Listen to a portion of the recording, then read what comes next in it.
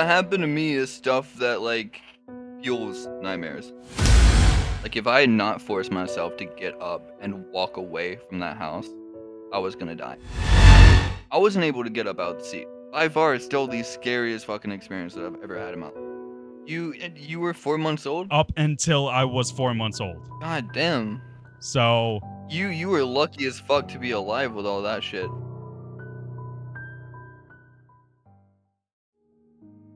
What happened to me is stuff that, like, fuels nightmares.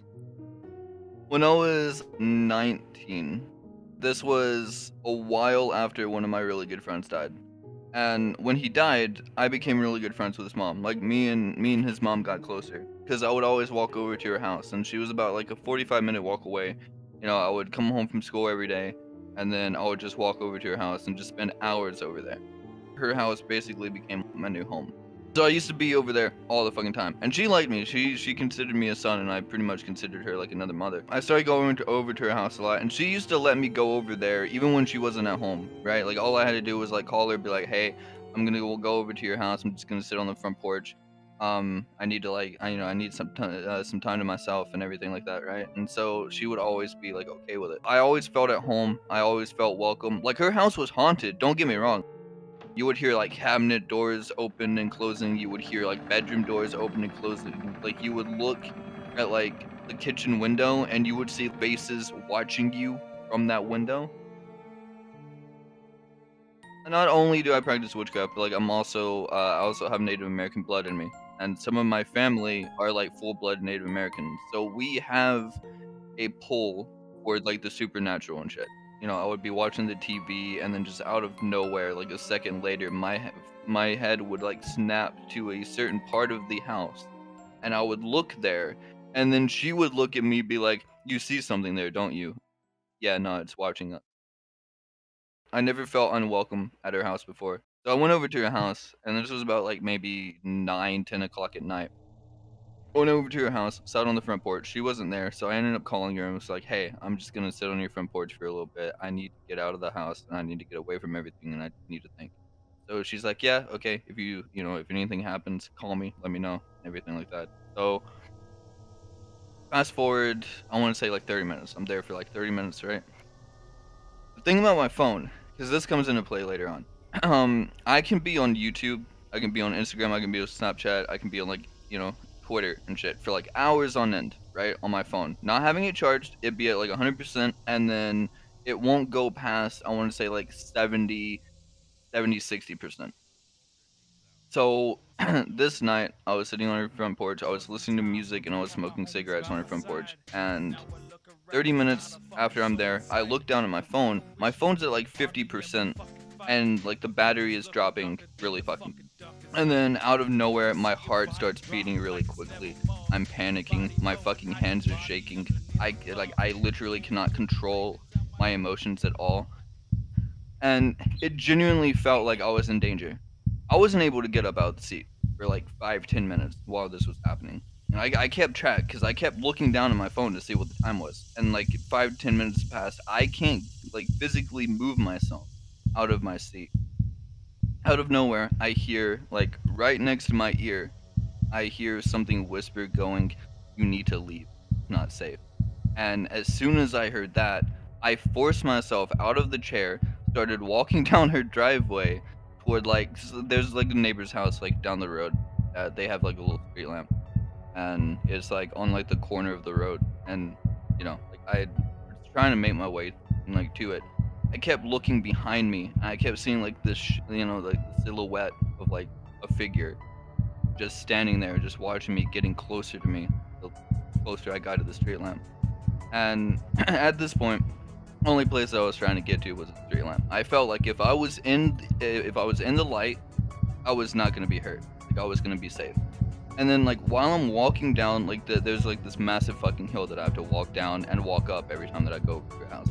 So I'm walking down this hill, my fucking legs are shaking. I feel like I'm about to fall and tumble down this hill. So I start looking behind me, and all I hear in my ear is like whispering, like things are whispering at me in a language that I don't know how to fucking like comprehend. And so I make it to the street lamp. and I just stand like underneath it. I look back up the hill, and I just see like this figure standing on like the edge of the darkness, just looking at me, not moving anymore. It's not following after me at all, but like it's standing there.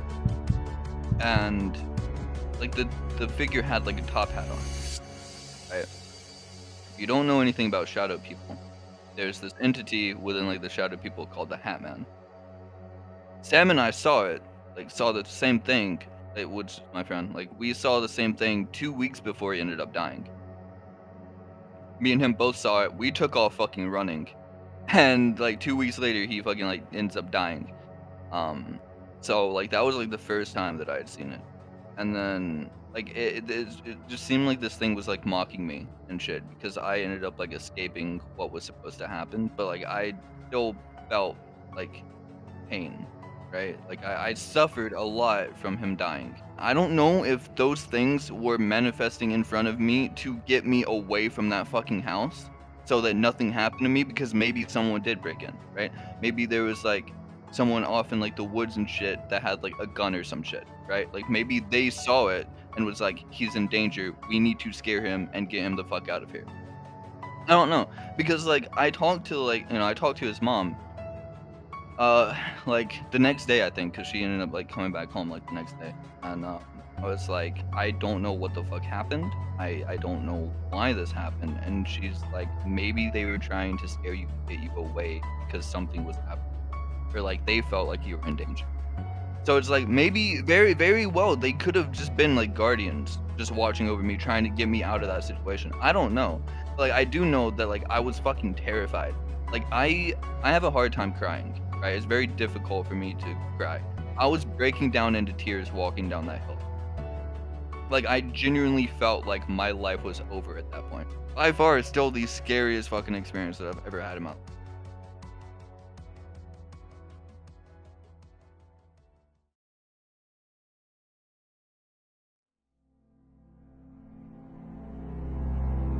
My first story is a little less horror and more trauma. My mom was married to a man and had a kid with 2 other men, while the 3 kids lived with her husband and mom.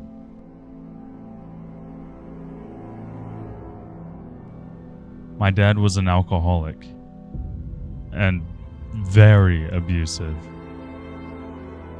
I never understood why I was the only one who was abused.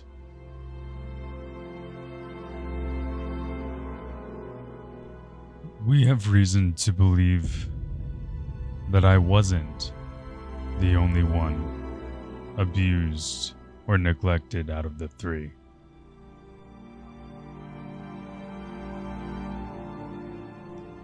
Due to how young I was, none of this story is really from memory, but there are medical records backing up what I've been told.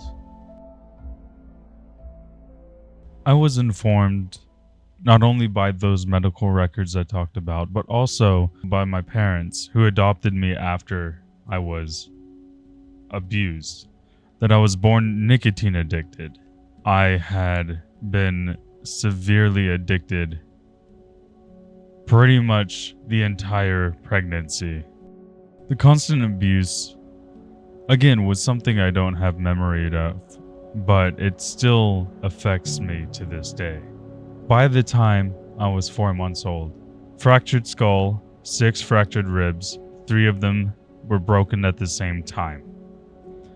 Fractured collarbone and a subdural hematoma of the brain, which is just severe pressure due to blood getting into the skull. Finally, when I got in contact with my parents, I asked them what happened, and they told me things that don't match the medical records. And I have no reason for the medical records to have been doctrined in any shape or form. One day, my mom came to me and said, "Honey, I don't think you were the only one abused. I think your sister, the middle child, I think she was abused or heavily neglected, at least. She said one day she came to pick me up for a meeting. It was a home visit while I was still being in a foster care type sort. I went for a visit and mom came to come pick me up, and she said that it looked like she had been abused or neglected, and she was very nervous, very anxious, in a fetal position on the couch. And nothing ever happened about it. I don't know what happened after that. After that, I never went back. So I don't have any more stories of what happened. It irritates me that people would do that to something so small. I hope you guys enjoyed. I'll see you next time.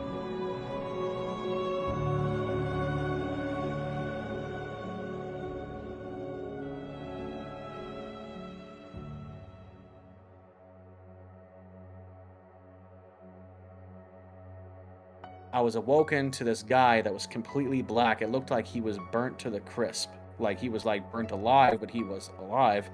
And he was leaning over the bed, kind of hunched over, and he was reaching out for me. But I didn't feel threatened in the dream.